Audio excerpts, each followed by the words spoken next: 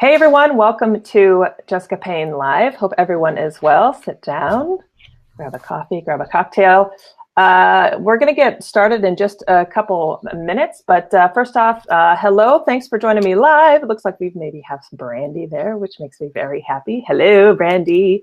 Give me a shout in the comments if you can hear me okay. We've got a special guest today, Hany Mora. He's an inventor of all things amazing automation and repurpose. He's also a podcast host, so I'll bring him on in just a sec.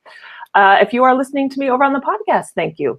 My little engine that could. I've been getting a lot of subscribers there, so thanks. Maybe you're catching me over on YouTube or the highlights after every episode. In 30 minutes, I'm actually jumping over to Instagram to do my highlights. So wherever you are watching or listening, thank you, thank you. Don't forget to hit subscribe. So without further ado, I'm going to bring on our host today because we've got 30 minutes, and I really just want to give him the mic.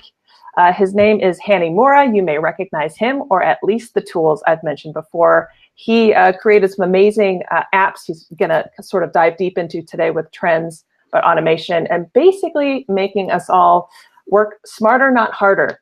Try to shave off that time we spend maybe wasting it or maybe sitting there really confused week after week, trying to create more content or publishing our content or doing a lot of stuff by hand.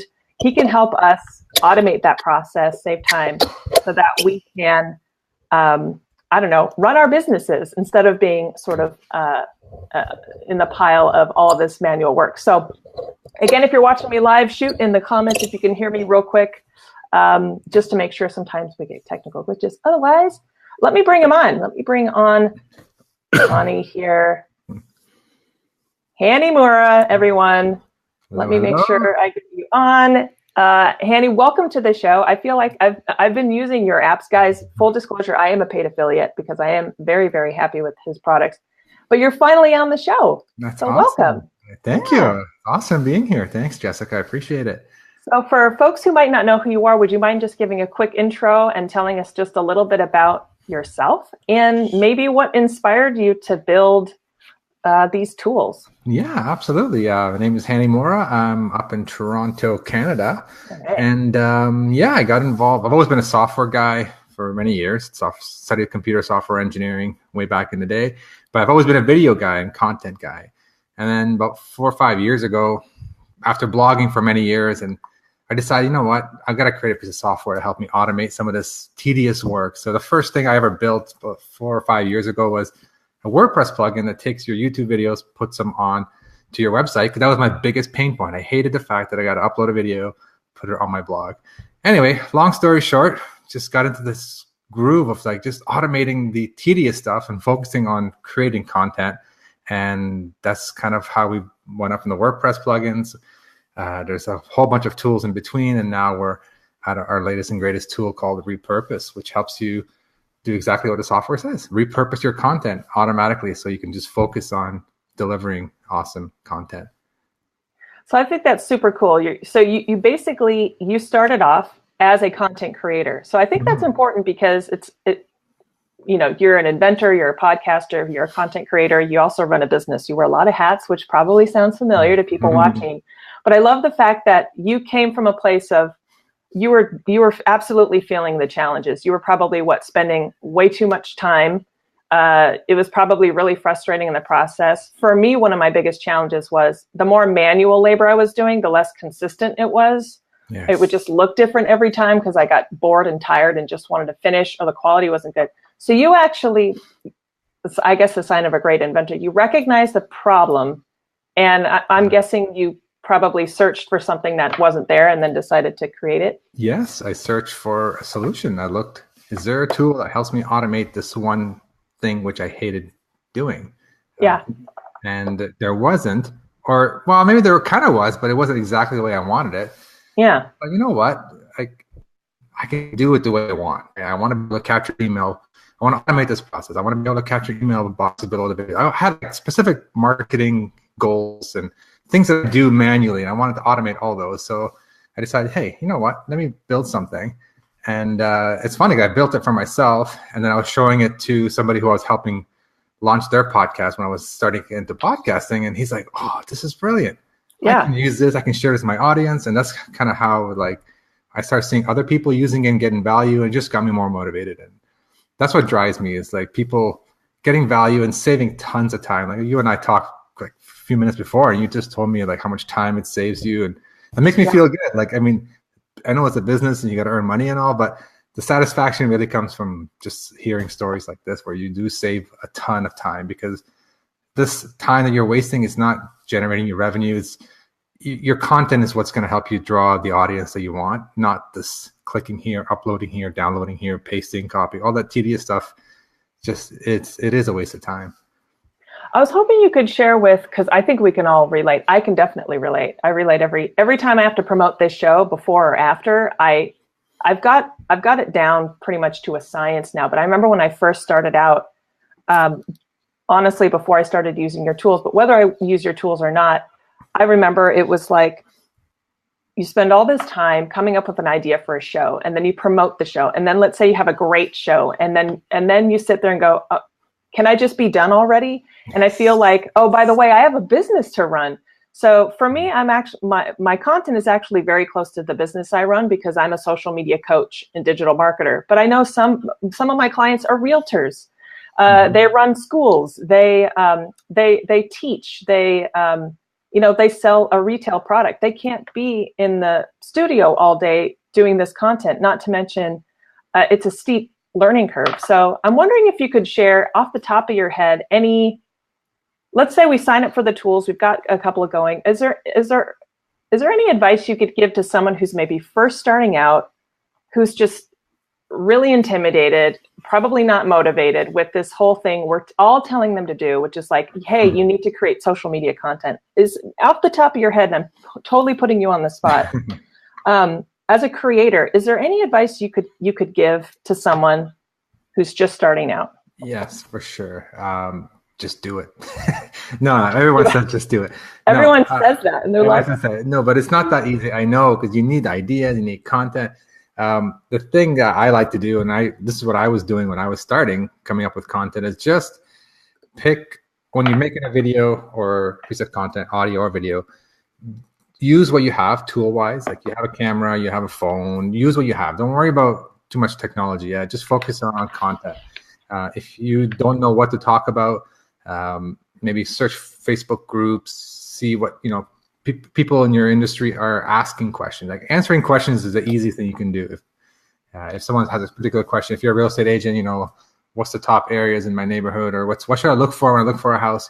Find these common questions on Facebook groups or Google searches. And then my biggest tip is just to pick one subject at a time. Like, each video should just answer one question. And that way you have it's better to have a series of content, shorter bits of content, than have one long episode where you talk about everything. So from a content, from reaching out to bigger audiences and more people, having more smaller content is definitely better. And people's attention span is definitely shorter these days.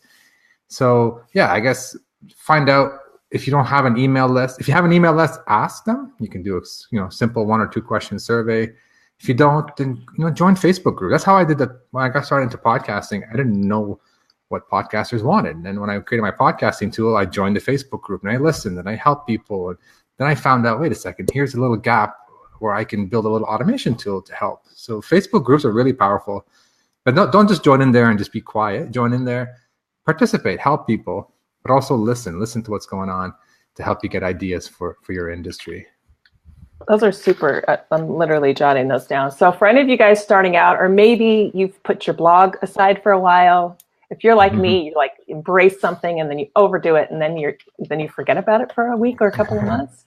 So that's good advice. I think one of the biggest challenges I think for creators is like coming up with good content. And we might have a strong list starting out because we've sat down and we've done the homework. We've come up with maybe 10 great topics, and then we blow through those topics, and then it's like, now what?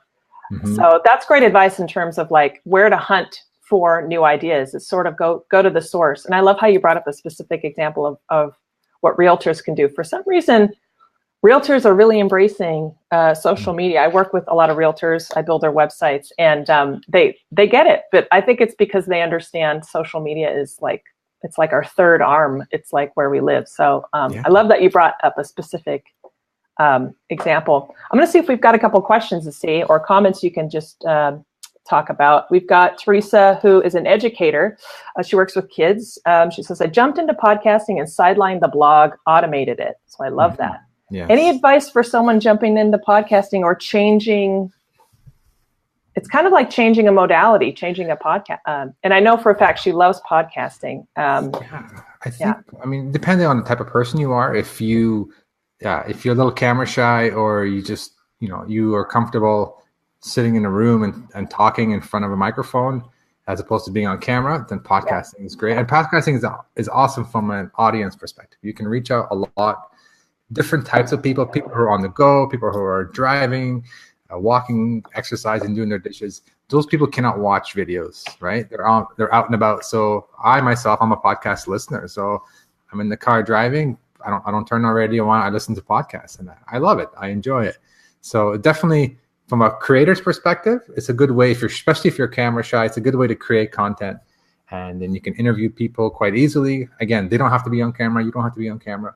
So it's just one way to kind of avoid the camera if you're not comfortable, but also it's a great way to get your content out to people who don't have time to watch YouTube videos or sit in front of Facebook and watch Facebook Live video.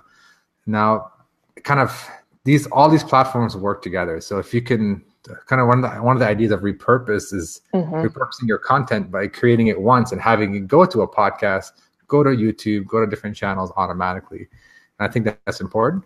But I love podcasting. I got hooked on as a podcast listener, and it's been 5 years now, and I don't even turn on the radio in my car. It's too boring. Like, podcasts are just more engaging. I'm hearing that from more and more people, especially whether they're in the car. It depends on the city you live in. I know folks who live like in Boston, for example. So they're on the subway commuting. I know a lot of commuters, it's turned into podcast time. Here in LA, we're still sort of trapped in our cars. So I think we have a strong radio listenership, but it's either people are listening to NPR or podcasts now. I feel like, or when they go for a run. I know a friend of mine, he listens to my podcast when he runs. I'm like, I don't know how I'm motivational, and because I feel like I probably calm people down versus but he says it helps him keep pace. It keeps him calm and distracted when he goes for a run. So workouts. So maybe this whole phenomenon of like podcasting coming back around, this whole audio content. I think the fact that we're all trying to cram in so much and so busy, but we have our phones on us at all times. Like, podcasting has become its own entity now in terms of popularity. Yes, it is. And it's more like people talk about mainstream. I've seen it. I laugh because my wife used to make fun of me. Well, she still makes fun of me for working out in the gym with listening to podcasts. Because I do the same thing. I'm lifting weights and listening to podcasts. She's like, how do you do that? I'm like, I don't know. I just get engaged in the content. I forget what I'm doing. I'm just, I enjoy it. But also, like, now I hear more and more TV shows, they mention the word podcasting. Because she thinks I'm a big geek. Oh, what are you doing podcasting stuff?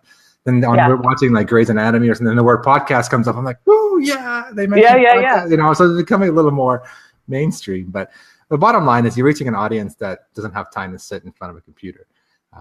So it's great to have your content as a podcast if you have one. If you don't have one, think about it down the road to convert some of your videos into podcasts. But also, I'm not saying don't do video, because I think video is super important. So you want to try to get diverse with your content, because you want to try to reach as many people, and people who like to be in front of the computer and don't know what a podcast is. And you also want to reach people who are on the go, who want to listen to content through their phones. Yeah. I want to hit on something you mentioned a little earlier, because I think I'm very conscious of the fact that part of my job as a social media coach is to encourage people to create social media content. I also feel how that's a direct challenge, because it's not always fun. So I understand what I'm telling people to do. I take my own medicine. One of the challenges I hear the most is people are saying, okay, you're telling me to write a blog, do a podcast, do a video. I can make time to do all that.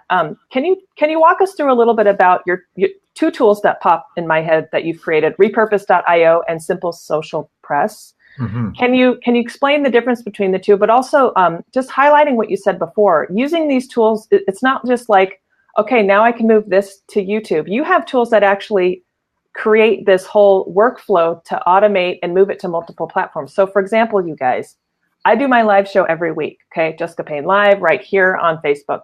I've set up several of Hany's tools automatically. I was doing this by hand before. I know that when I go to YouTube in probably less than an hour, this live broadcast will be there. It will have automatically been pushed to YouTube. I've also set up through Hany's tools, I'm going to automatically create an audio file of this that I then upload to my podcast. So within hours, I literally have this show sliced and diced and repurposed automatically in different formats. And just in case you're wondering if this works, I get people who join my show each week, and I always try to ask them, where did you find me? Some say the podcast, some say YouTube, some say this show, cross promoting. Can you kind of highlight the fact that it's not just like a one and done, right? Some of your tools actually explain the workflow and how it slices and dices content, because I know I get a lot of interest in that, but I don't know if folks actually understand what that means. Yes, for sure. I'm just going to take one quick step back. So basically, I always tell people like, let's say you're doing Facebook Live as your primary source. Like, pick one primary source you're comfortable with. Let's just pick Facebook Live. You do a Facebook Live. You want to do several things. You want to upload that to YouTube for sure. Whether you do it manually with any tools. Forget about tools for a second. Let's just think about process. You want to do a Facebook Live. You get a lot of attraction and attention in your feed because you're live. After a day or so, you're nowhere to be found on Facebook. So having a copy on YouTube, download it and then upload it to YouTube. Awesome. That's where you want to do it. You have more life there, more searchable. Then you want to turn it into a blog post because you want people to consume content on your website. So you want to put a copy, embed the video on your blog. If you can capture email addresses, that would have been better. So have the content on your blog as well, because some people might come a few weeks later, months later, people who know you, who follow you, just another content they can consume. And then if you have an audio podcast or you want to start one, you can just take this Facebook Live, turn it into an audio, and then if you throw a quick intro, outro onto it, and then send that off to your podcast host. People use SoundCloud, people use Libsyn. There's a lot of different platforms out there for podcasting. Doesn't matter what platform you use, but you can take a show that you do on Facebook. You're going to have a YouTube video, you can have audio podcast, and you can have a blog post. And the tools that I've been working on that Jessica mentioned earlier help you do all that automatically. You're getting a couple of highs and hellos from the community. Hey, Karinder, how are you? It looks like Karinder's out there. Hey, Karinder. Thanks for joining. Karinder, how are you? Yeah, and we've got contentmarketers.net. Thanks for joining, you guys. It's been nice. So yeah, you guys, I think the difference between, and I haven't seen other tools that do this. I know there are other repurposing tools, but what immediately attracted me to your tools was the fact that it had multiple uses. And I could calibrate how exactly I wanted them to work.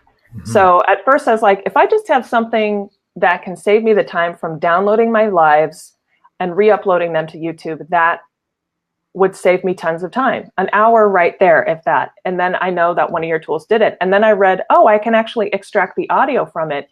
And at the time I had set my podcast, like a lot of people, aside because mm-hmm. it was just one more thing I had to do. I didn't want to jump into, I think I was using GarageBand at the time. Again, I was thinking, wow, I should really do a podcast of today's show. That would be great. I don't have time to create this whole other thing. Mm-hmm. I read that your tool actually repurposed it. And that actually, I have to say, motivated me to pick my podcast back up. Because I was like, okay, so the fact that I've already recorded my podcast, mm-hmm. one and done. And that's what I love. And I think that's where the efficiency of your tool, it's not just repurposing. You're saving us time from having to recreate the same content like 5 different ways yes. with one switch, and I love that. And then I fell in love with the tool called Anchor is what I use to podcast. Right. I know several of my followers here do it. It's one of many apps you can podcast, y'all. But what I do is I literally, as soon as my show's done, I just check, I've synced it to my Dropbox. I look for that audio file from your tool, and then all I do is drag and drop, and boom, I've recorded my podcast. I might do a little simple intro, but it saves me 3 hours with that alone. Well, you'll love this because about a few weeks ago, we just added an option so you can add the intro and repurpose. So you can upload a generic intro outro, and we can automatically put that. So think about this. We take the audio, we add an intro and outro to it, then we send it to your Dropbox. So literally, you don't have to open anything on your computer. You can just drag that file from Dropbox. I already got the intro, outro, and giddy up. You're good to go. Giddy up. I love that. And I definitely did write that down. It's like, there's two benefits to your tools. There's the technology, but then there's just the freedom of getting my time back. I mean, really. And I've turned on a few people to your tools. Guys, again, full disclosure, I'm a paid affiliate, but I'm proud to say it because, I mean, I probably would just be focusing on my show at this point and have kept my podcast aside and been ignoring my YouTube channel without these tools. Because you basically, up till now, we've had to kind of prioritize. And so I love the fact that with your tools, I'm actually able to take the minutes and I tell people to take. It's like, you can actually repurpose now on other platforms and it's not as painful as it used to be, frankly, which I think this is what this is all about. Yeah. And that's the whole idea is like, I always tell people, and this is what I learned when I was getting into video and video marketing. It's the content. It's not the tool. It's not. It's what you say and how you're helping people. You're solving their problems. You're answering their questions. You want to build that relationship, that trust with your audience, and they don't know what tool you use. They don't know. They just want to find your content, whether they like to read it, whether they like to listen to it or watch it. They want to find it, learn from you, connect with you, and ultimately get on your email list. And that's always been my thing. Like every tool I've built always had an email opt-in box or a way to drive people back to your website, because that's where true engagement happens. Is people find your content everywhere, whether it's on YouTube, audio, but you want to send them back to your home base where you can talk to them more via email once they sign up to your email list. So that's a good tip. It's always been like that. Like that's always been my strategy for whether you're putting content on my blog or content on outside. Send people back to your site, get people on an email list. And that's very important. I mean, it's great to have, people commenting and everything, but if you want to have a real audience that follows you, that you want to have more, two-way communication with them, emails is the best way. So if you're not incorporating email or not capturing emails on your blog, you need to start. Yeah. We sometimes forget that. We sometimes forget our call to action. That's another thing. But I think with repurposing or setting up, once you automate a good process and you remember to include all these ingredients, it's almost like, it's not set it and forget it, but it's sort of like, don't forget your call to action. And that was something I'd forget half the time to include my call to action when I was doing all this stuff by hand, because you just want to get through the content. You just want to push it out. Or I'd go to bed and be like, I completely forgot Twitter today. Excellent. It's sort of like you do all this work. I don't know if you can speak to it, but Corinder has a question about, it sounds like API and Repurpose IO. I wonder if he's asking if it is coming to other platforms or. Yeah, we talked in the past about opening up an API so other softwares can connect to it. Yeah, we're still thinking about that. We had nothing in development, but we're always adding more integrations to Repurpose. Like for example, we recently added Libsyn. So if you're a podcaster using a Libsyn, you can literally do a Facebook Live and then it will show up on your podcast feed. So you don't even need to manually upload it, do anything. It will show up on Libsyn, which is one of the podcast hosts, which means it's live on your feed, which means iTunes, Stitcher, all these Google Play, all these Spotify, they get notified automatically. So literally you can, after this live is done, you can have a podcast episode live if you want to take it that far with an intro and outro already added to it. So it's pretty sweet. So we're adding that. We're adding very soon Twitter. We mentioned Twitter a few minutes ago. So yes, please share. Twitter and snippets. So people want to have like shorter snippets of audio out. Sorry, this is more targeting for audio podcasters. So we take an audio podcast. Sometimes you don't want to publish the whole episode. You want to trim it down to 30-second clip and shoot that off to Twitter as a video. So for those who don't know, Repurpose can take an audio file and go to make into a nice looking video as well. So for those who don't have a live video, but are only audio podcasters, we can make a nice moving video with some animated waveforms and customizable templates. You set that all up once, and then every single audio episode can go as a video to YouTube, to Facebook, and soon as a snippet to Twitter as well. Yay. Is there an ETA, or should we just watch the space for that? I'm hoping there's a podcasting conference coming up at the end of July, and I'm really hoping to get that out before then, because I want to kind of show it off and demo it off at the conference. So hoping end of July. No promises, but hoping it's in the works already. So I feel good about it. That's super. I'm so stoked about that, because if there's anything I could be doing more on Twitter, I'm very social on there, just sort of like casually or personally every now and then with insights. But I'd love to push my content more. So that makes me very happy. And I don't know if you can speak to Instagram at all. It's a totally different animal. But I do get questions in terms of, I think one of folks' biggest challenges right now is creating content specifically for Instagram, or more importantly, repurposing content that is appropriate for Insta. I'm seeing a lot of people trying to post the same content and not tailoring it. So I think that, I don't know if you can speak to Instagram at all, if you have an interest in that, or any insights, but we've had a lot of requests for it. From a technical integration, they don't allow automate. Well, they don't legally allow you to upload. They don't allow third-party softwares to upload to Instagram. You'd have to do it yourself through your phone. I know there's some apps out there that kind of work around that. So I don't really know how they do that, or how they get away with that, I should say.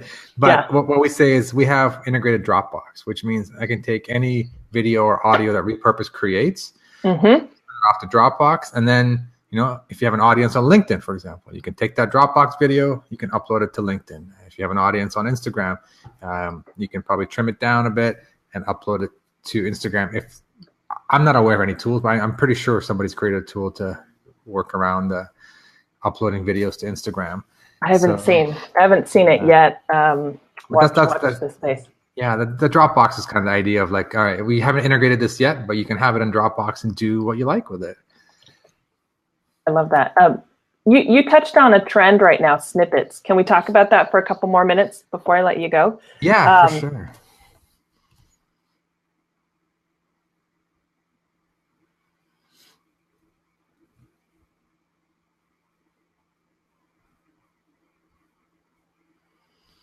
All right. I have a bit of a technical glitch. I'm not sure if it's my end or not. Oh, I think we lost Jessica. All right, and she's coming back. It's a content maker is saying, "Cool, I need to start pulling my audios for some of my clips too." Yeah, audio is great. Yeah, she froze. I'll keep talking for a few minutes until she comes back. So yeah, audio's like podcasting is awesome. Like it's How a am I? great platform. Now you're back. Sorry. All right. Filling in the void. I love it. Hany, just like, you went right in there, man. I love it. I can tell you used to be live. So, hey, folks. Yes, content makers was saying I need to start pulling my audio for some of my clips. Yes. So you're inspiring people. What I said before I froze was, before I let you go, you mentioned snippets. I think one of the new trends right now is I'm certainly trying to encourage more folks to kind of less is more, or as you slice and dice your content, you can make abbreviated versions that can then pull people to maybe the longer content. So whether that's a snippet on Twitter, like you were just talking about, I do, my podcast includes this show, which typically runs around 30 minutes, but then I'm doing these shorter walk and talks, these 3 minutes. And sometimes those episodes I've got a lot more listens to those than others. Can you talk a little bit about either what you've experienced in terms of the bite-sized content seems to be the trend right now? Shorter? It does. And I think it's due to attention spans. Like, people have a very short attention span and they want to get right to the point. I mean, when I got into video, first thing I started my video blog like 9 years ago, and it was the first thing I learned and I teach is give the answer right away. Like, you say, I'm going to teach you how to do this. Here's how to do this. Like, people want instant gratification. So they want to know what you're teaching. Give them the answer. And then you can elaborate more and go a little more detail. So if you're doing shorter clips, just, if you're talking about, what to look for in a house, top 3 things to look for when looking for a new house, here are the top 3 things. Like, don't beat around the bush. Don't lead people on. Just say, here's the answer. Here's the top 3 things you need. And then you can elaborate and go more and give a little more detail. But short bite-sized content. But you want to have a call to action. Don't forget the call to action. Say, hey, you want to listen to the full episode, or you want to check out more episodes, head over to jessicapayne.us or .com, or get people to know that you're available on other platforms with more in-depth content, so that you can engage with them further and hopefully get them on an email list. And that's, to me, the ultimate goal. Yeah, definitely. So I think we've got a couple of trends here. I think that are important to remember. And I'm just going to wrap them off as you've said them because it's good. It's a good lesson for me. Don't forget that call to action because at the end of the day, we do all this hard work and we're trying to get people to do what we want them to do, whether it's subscribe or buy or But just donate. one that's another tip. One call to action. People say, follow me on Twitter and then on Instagram and then click on here and then do this. And it's like, oh my God, what do you want me to do? So Yeah. just tell people one thing, like always have a goal. This piece of content, I want them to come to follow me on Instagram. That's it. Like just tell them, hey, follow me on Instagram or follow me on Twitter. And just one call to action per video or per piece of content, just because people don't, like when there's too many options, they don't know what to do. Yeah. That piece of advice was given to me from a colleague not too long ago. So guys, like I have been in the industry 15 years and sometimes I forget. I think we all get excited. We're like, okay, I'm going to send them to my website, then my podcast that I just started that I'm really excited about. It's like, no, if anything, it's like go back to square one, link to everything on your website, push them maybe to one central page. So like for me, you guys, I'll say jessicapayne.us where you can find my social handles, unless it's something specific, like if I'm promoting my course or whatnot. Teresa made a great comment I just want to leave us with. She says, in terms of the bite-sized, the snippets, she says, it drives me crazy when I opt into a training and it takes the presenter 30 minutes to get into the content. I think people are just like, just get to it, right? I want the answer. Like, give me what I want. And I think especially with snippets, that's even more important. They don't, hey, I'm walking here and it's a beautiful day outside. I'm like, dude, what's this? I came here to watch this video. Tell me what I came here for. And then they're engaged, and then you can elaborate more and give more details. Yeah, it's sort of like, unless you're a celebrity where we literally would like to see how you're interacting in the real world and taking a walk. Like, I'd like to take a walk with Beyonce, but I don't think people would want to have a 20-minute intro for me taking a walk. So it's sort of, there's a lot more pressure now to just get to it, right? Like I've made a conscious effort to cut down my intros too. Like today, I quickly thank people from where they're finding me. And then it's like, I have to get Hany on because I only have 30 minutes. Speaking of which, we're probably going to power down in a sec. I just want to make sure we honor all these comments. It looks like, oh guys, and in the comments, I have put a link to, it is my affiliate link, full transparency, but it is a link to Hany's tool that helps me push my show to my blog every week. I get at least 5 questions about that each week. People are like, how do you get your video to your blog? They're like, aha, I have this great tool. And once people discover it, they're like, oh my God, it's changed my life. So I've linked to that in the comments if you guys want to check it out. That's the tool I use. There's no magic. That's the tool I use. A couple of more comments, content makers. On the same token, I would not be too worried about long videos. Once you have a strong following, give them more. I think that's the point, right? For sure. Like some like Twitter and Instagram, people want like instant gratification, but the whole idea is to get them on to your site, to consume more content and hopefully like you better, trust you better, to get you to leave their email with you and get on your email list. So definitely long content's good. Don't hold back. Yeah, just give them choice. And on the platform, like platform specific. On Facebook, you can put longer videos. Instagram, Twitter. Well, Twitter won't even let you upload long videos. That's probably why they keep it short on purpose. But it's kind of feel your audience out. What platform you're on, you may need to tweak the length a little bit. So, Hany, before I let you go, any parting words, and where can folks get to know you better, follow your content? Because I know, like you said, you're heading to a podcast conference soon. Where can people follow you, subscribe? Yeah, for sure. I've been basically head into software a lot, so I haven't been producing too much content. But if you head on to hanymora.com, just HANIMOURRA.com, it's got links to all the tools I've been working on, but also links to my Facebook, and I have a blog on there that's kind of outdated. I'm not gonna lie. I've been too busy doing software, but would love to connect and just say hi. Also, my Twitter link is on there. So if you have any questions, tweet me or friend me on Facebook, and I'm happy to answer. And he's very nice, and he does friend back. I've just put Hany's website in the comments, you guys, so you can definitely check him out. Check out his podcast for sure. You've just got a ton of great content, and if anything, whether you're into podcasting or not, just Hany, you're such a great example of a creator. I think we all can just learn just kind of by your style and how you do it. So Thank you so much for your time today. My pleasure. I'd love to have you back. I think you've given us some good nuggets. I think we all have some homework to do. If you guys are interested in the tools, if you're maybe just joining at the back end of the show, check the comments. I've linked to it in there, or reach out to me. I can put you in touch with Hany, or just follow him on social. That's awesome. Well, cool beans. All right, you guys. Well, I appreciate it. Yeah. I'm going to let you go, Hany. Thanks for joining us today, and hopefully you'll come back on another episode. Yeah, anytime. And thanks for all the great questions and comments. Yeah, sure. You guys, if you are watching on the replay and you do have questions for Hany, you can still leave them in the comments. I'll make sure that we get them to him.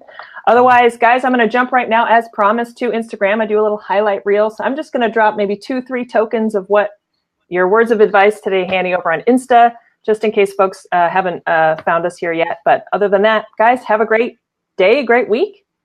And Hany, thanks so much. And we'll be watching your podcast report from the conference. All right, no pressure. So all right, you guys have a good one. Thanks for watching Jessica Payne Live. I'll see you next week.